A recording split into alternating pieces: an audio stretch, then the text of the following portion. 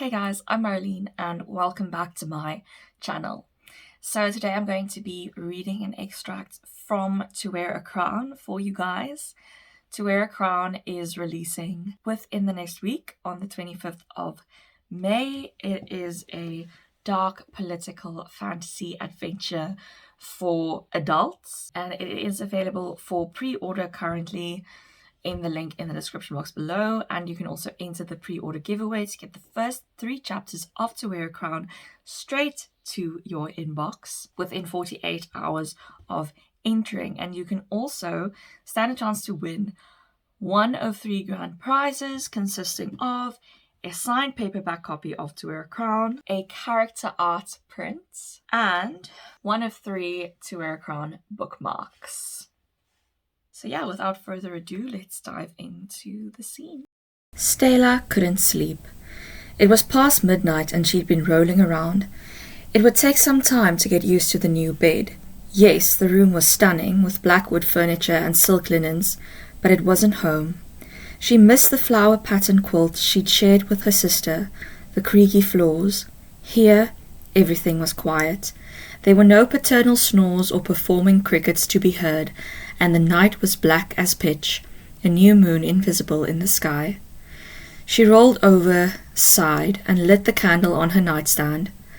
The light cast the room into a warm glow, elongated shadows flickering across the walls and warping into childhood monsters. Staella suppressed a shiver, padded to the kupa table in the suite's living area to pour herself a glass of water. She brought the drink to her mouth. A shriek tore through the world, a piercing, tortured scream. The glass fell to the floor, shattered into hundreds of pieces. Her feet were bleeding, her hands too. She stood frozen, eyes wide and breath gasping. Silence. Then another roar, a cry that echoed through the house, penetrated her bones and made her shake. That sound. Her heart was beating a furious rhythm against her ribcage. Markham. Perhaps his skills as protector would be put to the test earlier than anticipated. Another scream. It was crazed, bloodthirsty, and it came from above. She dashed to the end table, grabbed the candlestick and the knife she kept under her pillow. Leaping over the shards of glass, she flew out the bedroom door and into the corridor. The cry sounded again. She followed it. The candlelight cast those monsters on the walls as she sprinted, raising the hair on the back of her neck. She found the staircase and took the steps 2 at a time. Once on the 3rd floor, she turned the light in every direction, finding nothing but wooden floors, furniture, and shadows. She closed her eyes, tried to calm her breathing in order to listen. The pounding in her ears was the only sound. You're not in a horror novel, Staella. You're not. The next scream was twisted. It gurgled and turned into a series of growls. She jumped, heading in the direction of those inhuman sounds. Her hand was aching from its tight grip on the knife hilt, and she was lightheaded. For goddess' sake, calm yourself. She continued slowly. Something rattled next to her. She gasped, spun to find a door.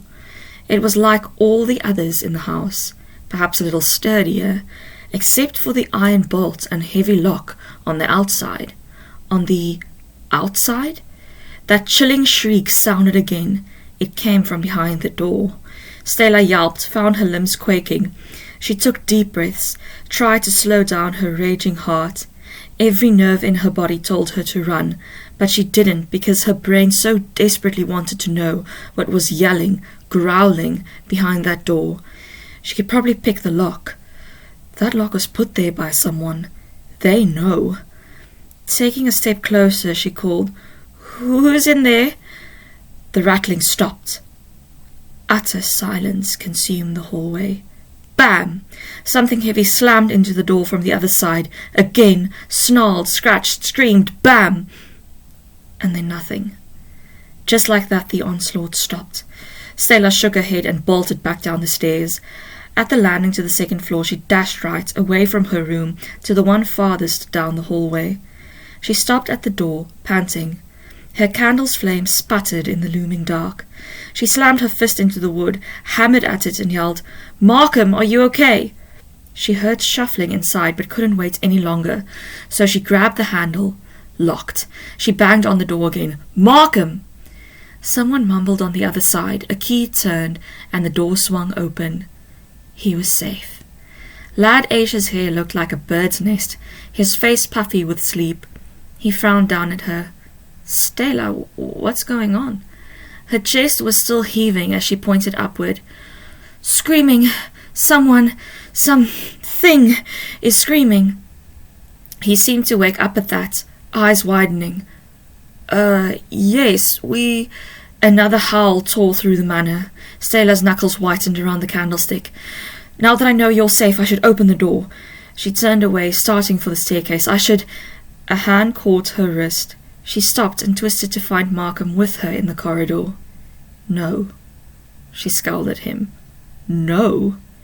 He let her go, rubbed a hand over the back of his neck.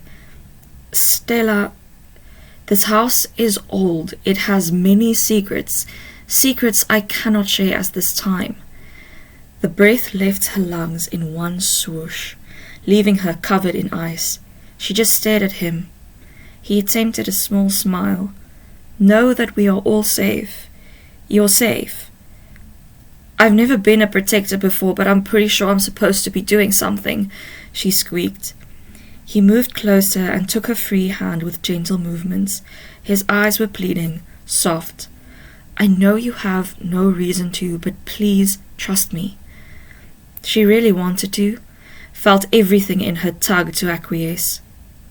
"Tell me you're not evil, that you're not keeping someone in that room against their will, that nothing sinister is going on." He shook his head, squeezed her hand. No, I promise, Staella." She gulped, looking down at their intertwined fingers. "Then, as your protector, I will respect your secrets." He sighed with relief, shoulders slumping. "You are goddess saint." "You're shaking. I'm sorry. Hearing the screams must have been horrifying. I should have warned you. Can I have some tea brought up?" She huffed a laugh at the absurdity of it all. "Think you overestimate the power of tea." He chuckled as well, the tension of the moment broken. "I think you underestimate it."